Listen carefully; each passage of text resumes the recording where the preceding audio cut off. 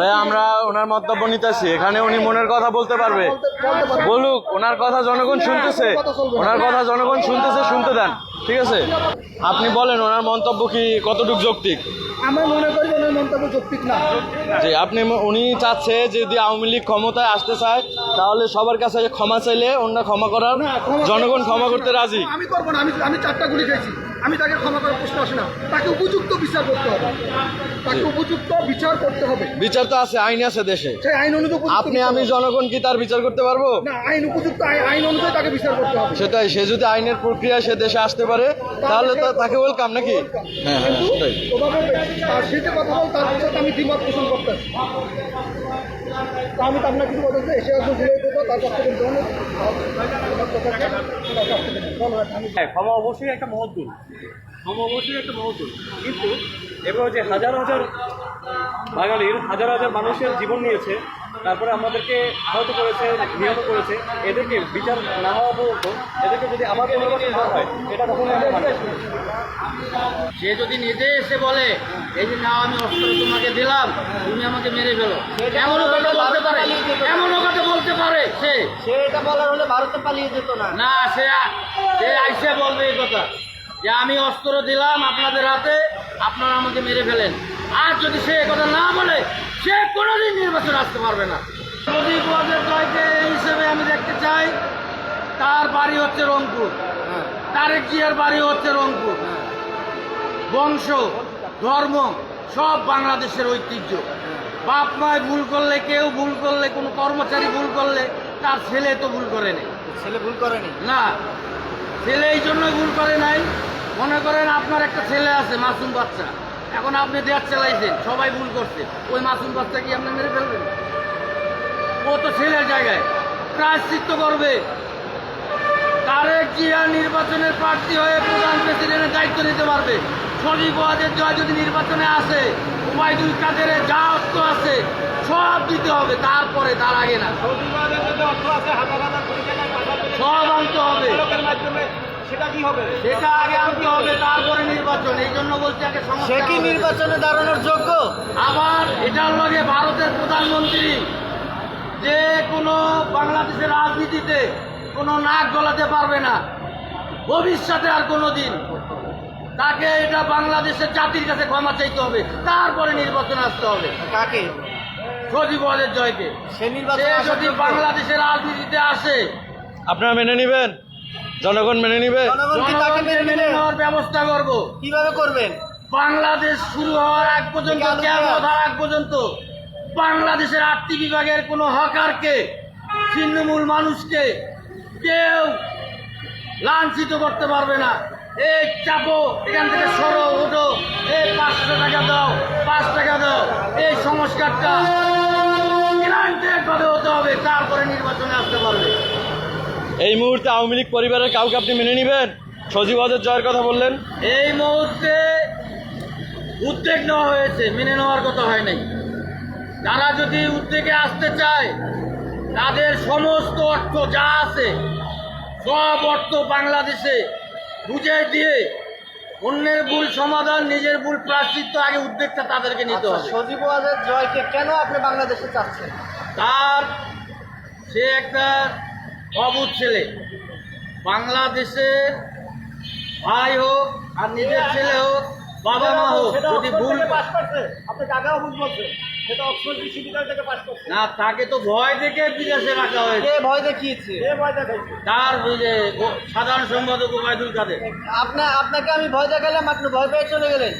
না, এখন দেখা যায় আপনার একটা ছেলে ভুল করছে, মেরে ফেললে কি আল্লাহ পাকে আপনাকে ইয়ে দিবে? হ্যাঁ, মনে করেন আপনি তারেক জিয়া, যেহেতু বিদেশে, হ্যাঁ, কাকও বিভ্রান্ত দেখা হয়েছে যে তোমাকে ফাঁসি দিবে, জেল দিবে। তা এটা কি, তারা কি বাইরে থাকবে? তার বাবার দেশ কই? বগুড়া, আপনি রংপুর। 2600 মানুষকে খুন করে আপনি প্রশ্ন তুলেন বাইরে থাকবে কিনা, এটা কেমন কথা? 2600 মানুষকে তার নির্দেশে খুন করা হয় নাই, তার নির্দেশে, তার পরিবারের এখানে নির্দেশে খুন করা হয়েছে। তারা নির্দেশ দিচ্ছে স্বরাষ্ট্রমন্ত্রী। কথাই আছে, মা খুন করলে ছেলেও খুন করে। না, এটা না, এটাই কথা।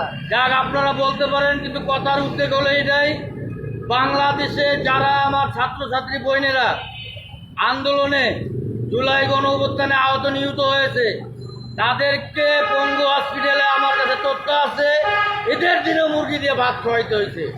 তাকে এমন একটা ব্যবস্থা করা হবে, সজীব ওয়াজের জয়ের টাকা দিয়ে, ওবায়দুল কাদের টাকা দিয়ে, সেই জননেত্রী শেখ হাসিনার টাকা দিয়ে, যে সে আপনি জননেত্রী বলতেছেন কেন? একজন খুনিকে কিভাবে আপনি শোনেন, জননেত্রী বলেন?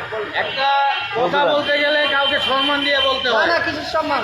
যে যে 2600 মানুষকে মারছে তাকে কিসের সম্মান? এখন মা ফুবু যদি আমাকে খাবার দেয়, আমি কি মা ফুবুকে খাবার দেবো? অবশ্যই দিতে হবে। যদি তাকে কাজ দেশে এনে করে। বিচার করবো, আইন আছে, হ্যাঁ কিন্তু সম্মান দিয়ে তো তাকে না, না, সম্মানের সে যদি নিজে এসে বলে যে তোমরা আমাকে মেরে ফেলো, আমি বাঁচতে চাই না, তখন আপনি কি করবেন? সে যদি নিজে এসে বলে এই যে নাও আমি অস্ত্র তোমাকে দিলাম, তুমি আমাকে মেরে ফেলো, এমনও কথা বলতে পারে, এমনও কথা বলতে পারে সে সে এটা বলার হলে ভারতে পালিয়ে যেত না। না, সে আইসে বলবে এই কথা যে আমি অস্ত্র দিলাম আপনাদের হাতে, আপনারা আমাকে মেরে ফেলেন। আর যদি সে কথা না বলে, সে কোনোদিন নির্বাচন আসতে পারবে না। নির্বাচনে আসা না, তার সুযোগ দেওয়া হবে না। তার বাংলাদেশে আসা শুরু হচ্ছে, শুরু তো ফাঁসির কাছে শুরু। হ্যাঁ, কোনো ক্ষমা নাই। আর বাংলাদেশের ছেলেমেয়েরা তাদের এই রাজনীতির জন্য তারা তো খেসারত দিতে পারে না, তাদের একটা সুন্দর ভবিষ্যৎ আছে। না না উনি লিখে আগামীতে বাংলাদেশের সাহিত্য ইতিহাসের যে পিলারগুলো আছে, হাসিনার কোনো ক্ষমা নাই। হাসিনার কোনো ক্ষমা নাই। আমি জুলাই যোদ্ধাই চাই।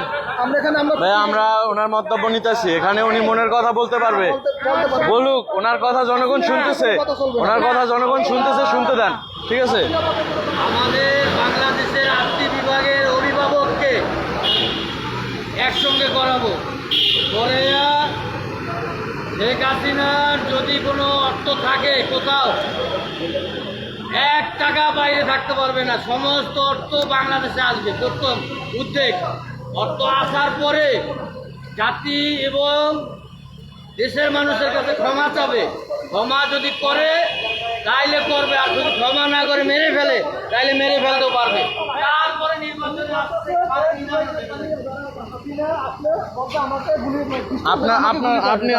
আপনি বলেন ওনার মন্তব্য কি কতটুকু যৌক্তিক? আমি মনে করি ওনার মন্তব্য যৌক্তিক না। যে উনি চাচ্ছে যে যদি আওয়ামী লীগ ক্ষমতায় আসতে চায় তাহলে সবার কাছে ক্ষমা চাইলে অন্য ক্ষমা করার, জনগণ ক্ষমা করতে রাজি। আমি করবো না। আমি 4টা গুলি খেয়েছি। আমি তাকে ক্ষমা করার প্রশ্ন আসে না। তাকে উপযুক্ত বিচার করতে হবে।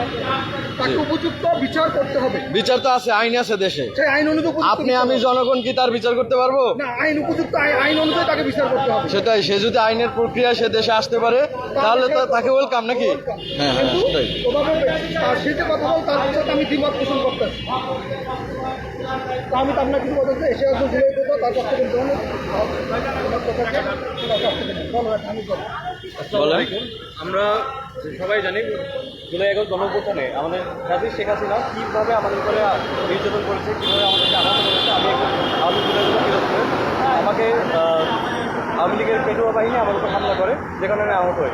আমি কখনোই চাবো না যে এদের বিচার না হইয়া এরা দেশে আসবে এবং তাদেরকে ক্ষমা করবো। হ্যাঁ, ক্ষমা অবশ্যই একটা মহৎ গুণ, ক্ষমা অবশ্যই একটা মহৎ গুণ, কিন্তু এবার যে হাজার হাজার বাঙালির হাজার হাজার মানুষের জীবন নিয়েছে, তারপরে আমাদেরকে আহত করেছে, নিহত করেছে, এদেরকে বিচার না হওয়া পর্যন্ত এদেরকে যদি আবার নির্বাচন না হয়, এটা কখনো আমরা মানি না।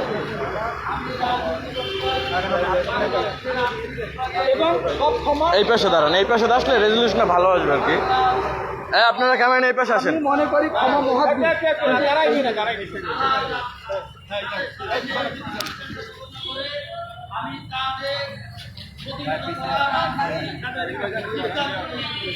ক্ষমা একটা মহৎ গুণ। কিন্তু ফ্যাসিস্ট হাসিনা সরকার যে অন্যায় করেছে দেশের জনসাধারণের উপর, যে নির্মমভাবে এদেশের ছাত্র জনতার উপর গুলি চালিয়ে তাদের হত্যা করছে, এটা ক্ষমার অযোগ্য অপরাধ করছে। এই ক্ষমা সাধারণত তাকে ক্ষমা করা যায় না। অযোগ্য অপরাধ করছে, দেশের প্রচলিত আইন অনুযায়ী তার দৃষ্টান্তমূলক আমি শাস্তি দাবি করছি। দৃষ্টান্তমূলক তার যে আইন অনুযায়ী যে শাস্তি হয় সেই শাস্তি দাবি করতে হবে একজন জুলাই যোদ্ধা হিসাবে।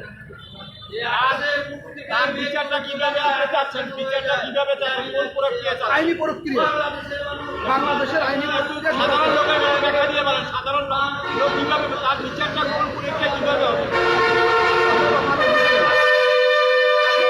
বিচারটা কিভাবে কোন প্রক্রিয়া চাচ্ছেন একজন সাধারণ নাগরিক হিসেবে? আমি আইনি পরীক্ষা, বাংলাদেশে আইনি পরীক্ষা তাদের বিচারতে হবে, সেটাই আমি আশা করি, সেটা আমি চাই যে প্রক্রিয়ায় বাংলাদেশ আইন প্রক্রিয়া সেটা করেছে। তাকে ফিরিয়ে আনার জন্য আমি একজন জুলাই যোদ্ধা, একটু থাম। আমি কিছু বলার সাথে বলেন। আচ্ছা, আপনি যে তাকে যে একটা কথা বললো, আপনার যাকে নিয়ে যে কথাটা উনি বললো যে আপনি ক্ষিপ্ত হয়ে গেলেন, আসলে ক্ষিপ্ত হওয়ার পিছনের কারণটা যদি একটু ব্যাখ্যা করেন। সে এক ধরনের তার কথায় আমি যেটা আজ করছি সেটা হলো হাসিনার প্রতি একটা সহানুভূতি বা সহমর্মিতা প্রদর্শন করতেছে, সেজন্য আমি এটা করতে হয়েছি। আপনি আসলে হঠাৎ করে সাধারণ জনগণ তার প্রতি সহানুভূতি কেন দেখায়, কারণ কি এটার? সেটা সাধারণ জনগণ, তার মানে বর্তমান পরিস্থিতি কেমন, দেশের বর্তমান পরিস্থিতি নিয়ে কিছু বলেন। এই যে চাঁদাবাজি, টেন্ডারবাজি, এগুলো কি বন্ধ হয়েছে কিছু? চাঁদাবাজি চিন্তাবাজি বন্ধ হয় না, এগুলো এখন কারা করে? আগে তো সরকার করতো। আইন শৃঙ্খলা বাহিনী দেখবে। আইনের তো এখন চোখ অন্ধ, আগেও ছিল অন্ধ, এখন অন্ধ। সেই ব্যাপারে এখন আপনার পদক্ষেপ কি নিছেন জুলাই যোদ্ধারা? আমরা এ ব্যাপারে যথেষ্ট আমরা লেখালেখি করি এবং আমাদের যে সংগঠন আছে সেই সংগঠনের সাথে আমরা অবগত করি আমাদের উদ্যোতনের কাছে, সে বলি যেগুলো আমরা মেনে নিতে পারি না, যেগুলো চাঁদাবাজির বিরুদ্ধে আমরা সবসময়ের জন্য আমরা চাঁদাবাজির বিরুদ্ধে। আপনি জুলাই যোদ্ধা হিসেবে আপনি কতটুকু শাস্তির দাবি চাচ্ছেন তার সর্বোচ্চ শাস্তি, এক কথা মৃত্যুদণ্ড। দেশের যে অর্থ লুট হয়েছে, আপনারা বলেন আমরা বলি, সেই অর্থ কি ফিরে আনার মতো আগেই কি মৃত্যুদণ্ড চান, নাকি ওগুলো আগে ফিরে আনতে চান? না, সেটা এখানে মৃত্যুদণ্ড কর্তৃপক্ষ যারা আছে তারা ভালো বুঝবে। আপনার মতামত কি? কর্মকর্তার কথা পরে আমার মতামত দুইটাই, আমার মতামত অর্থ ফিরে নিয়ে আসুক, সেটার জন্য তো অনেক সময় দরকার। শেখ হাসিনার বিচারক। সে 16 বছর নিয়েছে, এখন অন্তত 5 বছর তো লাগবে সেটা ফিরে আনার জন্য। সাথে সাথে তো একজন আমরা মানুষের আগে বিচার চাচ্ছি, আগে বিচার চাচ্ছেন। আগে বিচার চাচ্ছি, দেশের যে অর্থ লুট হয়েছে এটাও চাচ্ছেন না আগে? অবশ্যই চাচ্ছি, বললাম না আগে বিচার চাচ্ছি, তারপর এটা যে দুটো লম্বা প্রক্রিয়া। বিচারে তো ওনার ফাঁসি চাচ্ছেন, তাহলে ওনার ফাঁসি হয়ে গেলে এগুলো কিভাবে পাবেন ফেরত? ফাঁসির গেলে কিভাবে এগুলো অর্থ কিভাবে আসবে দেশে? সেটা ওই ব্যাপারে আমার ধারণা নেই, কিন্তু আমি চাচ্ছি যে মানে প্রক্রিয়ায় আসবে, সেটা আইনি প্রক্রিয়া। উনি বললো যে যেহেতু দেশের একটা সরকার ছিল উনি, সেই জায়গা থেকে উনি একটা সম্মানের ব্যাপারটা ওনার জায়গা থেকে উনি দেখিয়েছে, আপনার জায়গা থেকে সেটা সম্মানের না। ওই জায়গাটা থেকে যে আপনি তার উপরে ক্ষিপ্ত হলেন তো কেন? ওই যে বললাম আমি যে সে তার কথার মধ্যে এক ধরনের হাসিনার প্রতি সহানুভূতি আসছে, সেই সহানুভূতিতে হাসিনার প্রতি সরকার প্রতি কোনো সহানুভূতি নেই। আইনি পরীক্ষায় যেতে হবে, এখানে সহানুভূতি কোনো প্রশ্ন আসে না। তাহলে একজনের কথা বলার তো বাকশক্তি তাহলে আর থাকলো না, স্বাধীনতা। হ্যাঁ, একজনের কথা বলার স্বাধীনতা তো থাকার কথা বলা অবশ্যই স্বাধীনতা। তাহলে এটা কথা বলা, কিভাবে? আপনি একজন খুনির পক্ষেই আপনি সব নিয়ে করতে পারেন না, সেটাকে কথা বলার স্বাধীনতা বলে। উনি কিন্তু তার স্বাধীনতা মানে পক্ষে ছিল না। উনি তারেক রহমানকে নিয়ে অনেক ভালো ভালো মন্তব্য করছে। পরে ভাই এগুলো পরে ভালো মন্তব্য করে মনে করেন পরবর্তীতে এটাকে অন্য প্রতি সহানুভূতি দেখায়। যাই হোক।